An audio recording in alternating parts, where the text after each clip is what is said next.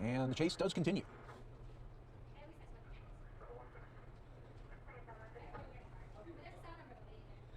All right, what's he doing now? QIWI time? Nope.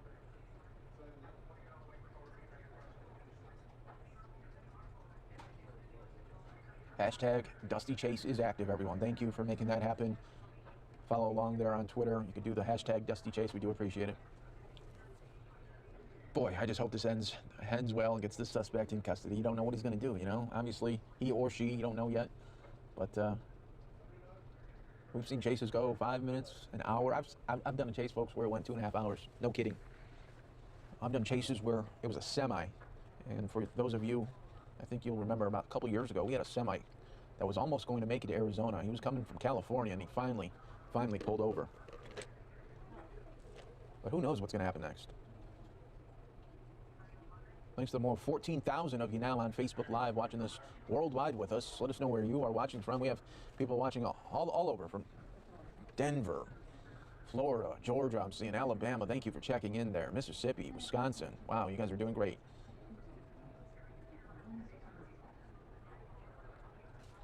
And we continue to watch live here a chase where it just continues to get dusty and dustier. And the suspect continues to make his own roads at times. He may not know how to get back onto the main stretch here, because he's on this Indian reservation right here. He just might not know.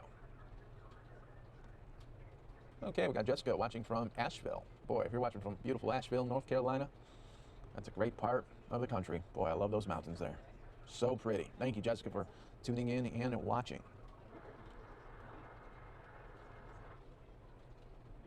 A lot of you are really talking about how well this little car is handling in this dust and on this road. Some of you are even saying that, hey, I'll trade in my truck for this one if this can handle so well. Yeah, some of you even saying, you know what, I'm watching this with my morning coffee right now. This is entertainment. Well, it'll be only entertainment if everybody is A-okay at the end of it. We got people watching from Texas, the Piney Woods there. We got Maine watching. Thank you. Thank you. Worldwide connections here. You know, we got even our friends in London as well. Okay, we got a slow car up front. We got a slow car. Okay, we got a... Here we go. He saw the police. Oh, heavy dirt now. He saw the police there. Try to roadblock him. He just pulls the QIWI and goes the other way now. He is so close to that canal situation. Now what's he going to do? Police should be right behind him now. Come on. Let's corner him here. Let's corner him here. Don't they know they never get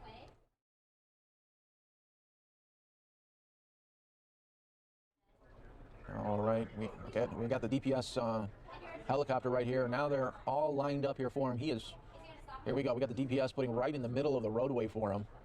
He has really no outlet here. He's going to challenge it, though. He's going head on. He's going head on for him. Here we go.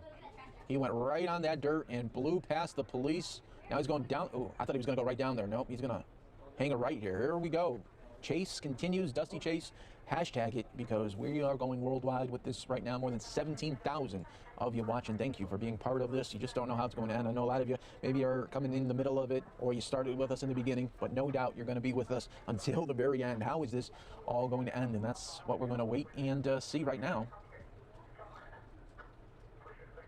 Boy, they thought they had him cornered there. They did. They had the DPS helicopter coming down the one end. Then they had, but they could not put anybody, it seemed, on that dirt road area where he favors it. I mean, that's his MO. This guy loves it. So, folks, this is right outside of Scottsdale, Arizona, for people that are tuning in and not sure of the location. We do appreciate you. Wow, we got Nikki watching from Scotland. Thank you. Thank you, Nikki. Worldwide attention for our chase here in Arizona. It is an early morning chase here for us, as this guy just loves the hashtag Dusty Chase feel to it.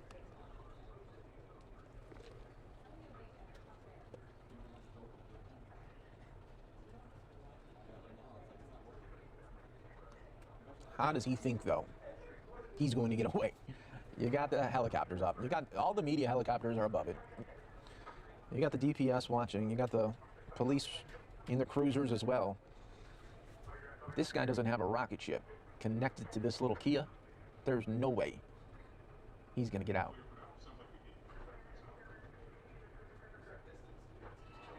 Yeah, Tom wants to know, why did they have that dirt road blocked?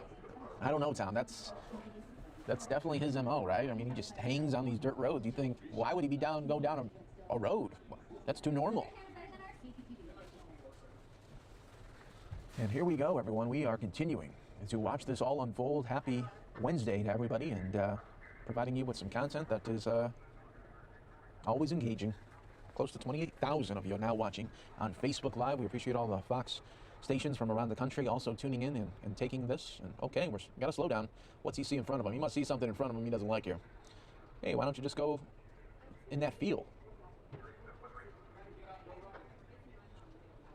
Dirt road feeling. Anybody thinking when I'm watching this, Jason Aldean's Dirt Road Anthem? Dirt Road Anthem. What did they do that was so bad that they're running? Sabina, you're going to be amazed when you get into the... He is trying to get onto that other side there. I'm not sure if it's fenced in. Yeah, it's fenced in. So he's looking for a way. If he could just try to pound through it. We'll see here. Okay, I'm gonna put that in. Now we got Christina watching from Southern California. Well, Christina, you know all about police chases in that area, don't you? Seems like every other day they have one out there. Where is he going to go next? Well, again, he's finding new dirt roads.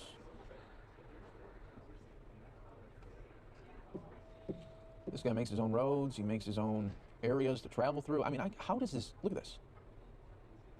A lot of you are saying now in the chat that this is a new commercial. If he could power... Oh, he can't. We got it. Now we're running.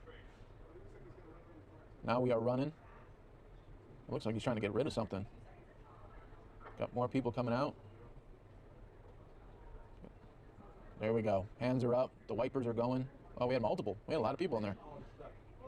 Wow, we had a lot of people in that SUV. It'd be funny if it was a clown car and there's like 5 people come out. Holy moly, we got 2, 3. Anybody else want to come out of this car? Wow. I just couldn't get through it. It was that dirt was a little bit too much for him. Wow. 3 people. Can you imagine the conversations that were going on the last 15 minutes in that car? I mean, you think people were screaming like, dude, just stop. Or were they like, go?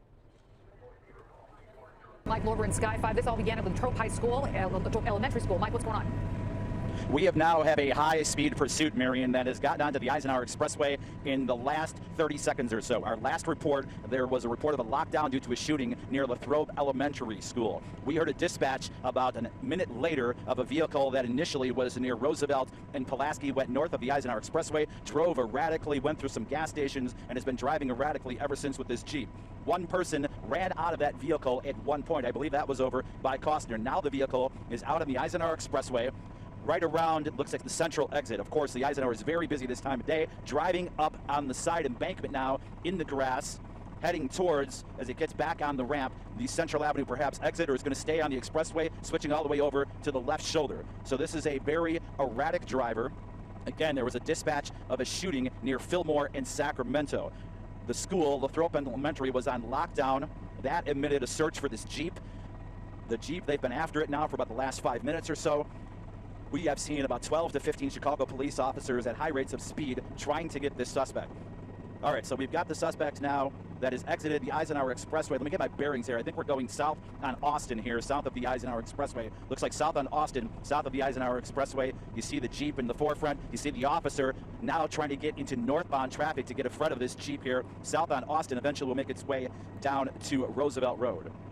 Now, when something like this happens, and we're getting into the suburbs now, Austin, of course, being on the barrier of the western suburbs, the Chicago Police Department will call in an ISBIRD alert, and that brings everybody in to try to help out. Looks like we're on Roosevelt here. We're now going west on Roosevelt Road. So again, just to reset everything, we covered about 15 minutes ago a shooting that, all right, now they just heard a dispatch now of a termination of the pursuit. They are notifying Oak Park. This vehicle has gone right on Roosevelt, and it is in an alley. I'm trying to pinpoint exactly where we are right now. Now going through alleys in the Oak Park Berwyn area. We're about a block or two north of Roosevelt Road, heading west towards Ridgeland in the Berwyn area. two crime scenes here, so I'm listening in. Forgive me here, it's a delay from time to time. The vehicle is wanted, according to the dispatch, two crime scenes for a shooting at 3415 West on Ogden Avenue. 3415 West on Ogden Avenue. Vehicle heads northbound, now vehicle heading westbound. We're a couple blocks north of Roosevelt Road, so we're in the Berwyn area here, and it looks like we're about Ridgeland Avenue, and now this vehicle's in the alley, and now we've got a person jumping out and running down the alley. So Max, let's make sure, let's stay on that person. Looks like the car has stopped jumping over a fence, and now we're in West Suburban Berwyn here, where a person has just jumped out of a car. Jumping It looks over like a somebody's fence in there. pursuit. Looks like they've got... Right over the fence. The police are here. We're not sure if this is Oak Park or Berwyn. We'll pinpoint your location as the Still suspect moving. continues. Hopping another fence Still there. moving here in the alley. And again, I want to warn anybody here, if you've got any kids watching, we're not sure how this is going to turn out. You may want to turn them away from the TV. So the police on foot chasing a suspect, a shooting suspect. We are in Berwyn here, and that suspect almost hit by a car. That's a another police car. officer in between the homes here. What so we're area heading are we in right westbound. now? We're about Ridgeland. Right now we're westbound in the Berwyn area. I would say we're a couple blocks north Looks like of he lost the Roosevelt police Road. officers. Yeah, and we've lost the officer in a very narrow way in the he's- back looks of like he might somebody's be home stuck. now. Might be stuck in an area where he had to climb a fence here. So we'll get our bearings. We're about, I'd say about 6600 west and about maybe he's hiding. 1000 south. Don't see any So movement now now. we're in the suburbs though. Yeah, he might be hiding, taking a break after sprinting so for there's a couple minutes home. there. Oh, now is he They coming Here's here? a tackled home, and somebody else Paul has walked Deanna out, says but I he don't think thinks that's the he same saw him person. tackled. So maybe Are by police back there now? did it Yep, look like a looks police All right, officer? so we've Paul? got, we've still got It the did? shooting suspect there. Max is zooming in there between the two garages here. So Paul we're in a said it looked like garage. he was tackled by a police officer. There Okay, he is. and now There we've is. gotten arrested. Yeah, It's you're made. right. Taken There's into an arrest that's custody. made. Public, motorists, motorcycles, etc., you're not going to endanger the general public. So if you want to get in a pursuit, this is the type of place for safety for not only the officers but for the general public. Now we see the vehicle behind going extremely slow. You're down in the low 20s. This might be a time when they want to just bail from that car. But as we see it continue at a very, this is very unusual to see a slow speed on a freeway. Well, Sometimes I you'll find see it them slow unusual down here momentarily. because there's a vehicle right in front of it, and if you're going only 30 miles per hour, the car in front of it is almost slowing down as this car slows down, and I don't know if it's an unmarked unit or maybe it pulled away because it was following it for quite some time. And now Nonetheless, it looks almost- like they're getting closer and 20 miles per hour. This is that California could- Avenue, Garvey Avenue here in West Covina. Well, law enforcement does have unmarked vehicles, and we don't know if the individual Oh, is... it looks like he's getting off here, getting off the freeway at California Avenue and West Garvey. So it looks like the car is exiting, and now we're talking about the Surface Street area, stopping there, slowing to a stop as it gets onto this road right here, South Vincent Avenue, with those CHP officers still in pursuit, and we're still looking at lower speeds here, 20 miles per hour, and pulling up now at an intersection, or at least traffic coming to almost a complete stop. So, Dennis, what do officers do in this situation? I mean, here we are stopped.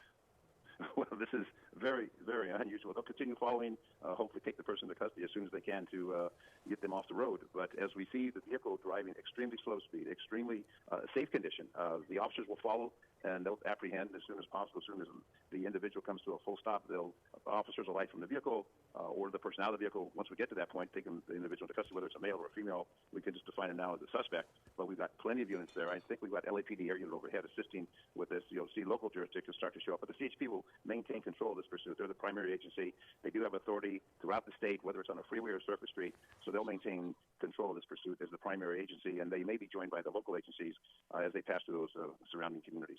Okay, so now here we are on the last major intersection of West Covina Parkway and California Avenue in West Covina.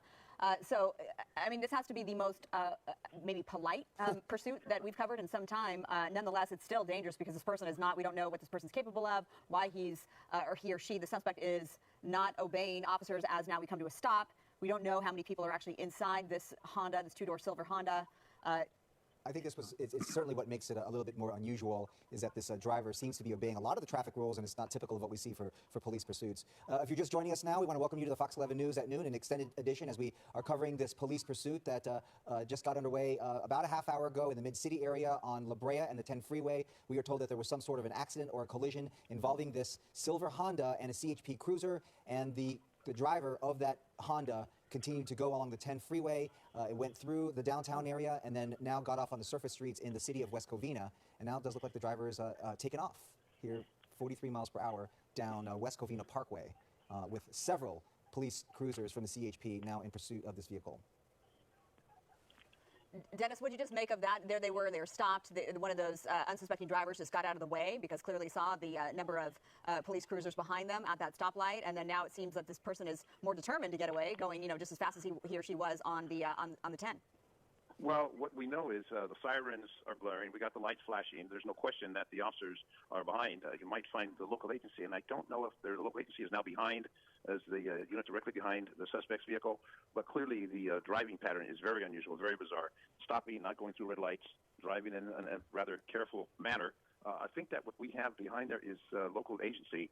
If I'm not mistaken, there's two black and whites behind her. I think a local agency. Then you see the CHP cars also involved. The local agency is going to know the streets a lot better than the CHP. Obviously, CHP maintains on the freeway. Not that they don't have familiarity, but much more familiar with the local agency. And I think they're now taking over the primary, but the CHP will remain. So this driver is definitely acting in a very, very unusual fashion. There's no question the sirens blaring, the lights flashing.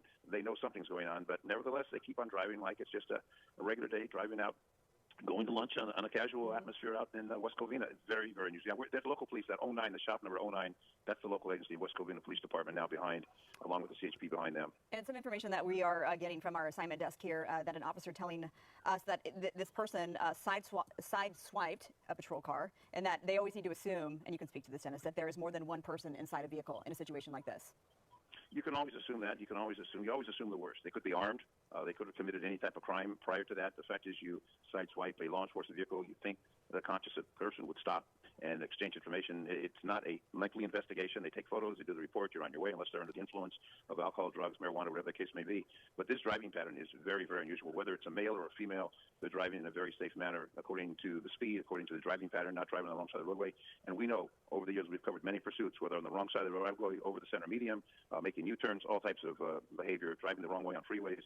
But this is a very, what you would say, controlled pursuit with a number of vehicles, and I wouldn't be surprised if that individual is going to claim, I didn't know anyone was following me, which is a little bizarre when they think that after they initially sideswipe a law enforcement vehicle, because those vehicles are distinguished by the color of the vehicle. So this is very unusual. The windows are up. We know the driver obviously is not paying attention, just going on their normal pattern. We don't know what their motivation is, but we do know, and we can speculate that this is going to continue until they're apprehended. I don't see damage on the vehicle, so it must have been a slight impact between the suspect's vehicle and law enforcement vehicle, not like you see the fenders or the side or the rear. So it must have been on the passenger side, minor damage, which would not indicate any reason to flee the scene. And whatever their motivation is, they're just getting deeper in trouble, evading the police. This is another violation against them. They're driving in this particular fashion, not yielding to emergency vehicles. We're seeing from the air unit the vehicle, but we don't see a lot of damage to that vehicle. All right, now, in some kind of a neighborhood here, this is Shady Dale and Farlington Street. We saw them go through a couple of cul-de-sacs there, and still driving through a neighborhood area at a very slow rate of speed. I think that is what's, for all of us, what has appeared to be bizarre about this pursuit is that this driver appears to be trying to obey the traffic rules and almost pulling over here. This acting is as if nothing was going on. Shadydale Avenue and West Randall Way in West Covina. The driver comes to a stop. I'm surprised, Dennis, that one of the vehicles doesn't try to box this car in so that the car doesn't continue on this track. But now the officers are outside their vehicles, the door's open, and they're obviously trying to communicate and get into contact with the driver. Well, they want to remain behind if the person does have a weapon. Again, they don't know if there's a weapon in the car, multiple individuals in the car. They don't want to expose themselves to any hazard or any gunfire. The reason they want to remain behind, the vehicles that they're in, the law enforcement vehicles, have protective equipment within those vehicles to protect the officers, the personnel. They will approach in a cautious manner. They'll use maybe non-lethal if they need to extricate the individual from the car. They have stopped. Now we have the standoff. But as you see, the officers will approach, and we've got the primary agency now, the local police department, which they have equipment. Driver's out showing arms, it looks like here. And a piece of paper of some sort. And some sort. It looks like it could be a woman here. And this is really always just a critical point when a pursuit comes to an end. The person now out looks like a female suspect holding up a piece of paper with both of her arms. She's barefoot, and there she's taken into custody as she walks out. And Dennis, that's not what you are supposed to do. I mean, it's a good thing that she's out of the vehicle and now in custody, but that's not at all what you're supposed to do. No, you don't want to.